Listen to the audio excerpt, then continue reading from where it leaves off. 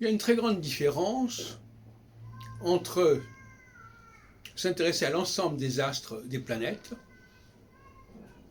et leur accorder à chacune une certaine signification, un certain rôle, et le fait de s'intéresser qu'à une seule planète, en l'occurrence Jupiter, dans l'astroroscopie. L'astrolatre, lui, il va être dans le pluriel.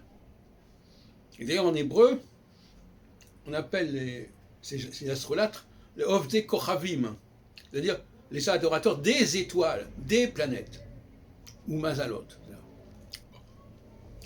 Donc, celui qui n'attache d'importance qu'à une seule planète n'est pas du tout dans la même situation que celui qui accepte la totalité du cosmos et la totalité du ciel. Parce que dans un cas, il accepte la création du Père, Shamaïm, etc. Dans sa totalité, il se soumet à la totalité, comme l'astronome. Ou bien au contraire, il dit non, je ne prends que ça.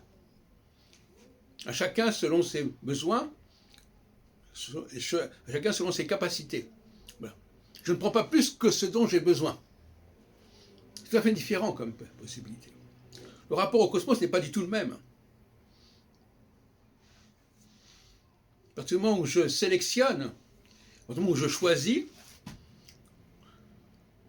je ne me laisse pas imprégner et imposer un ensemble. Je prends dans l'ensemble un certain facteur, et pas les autres.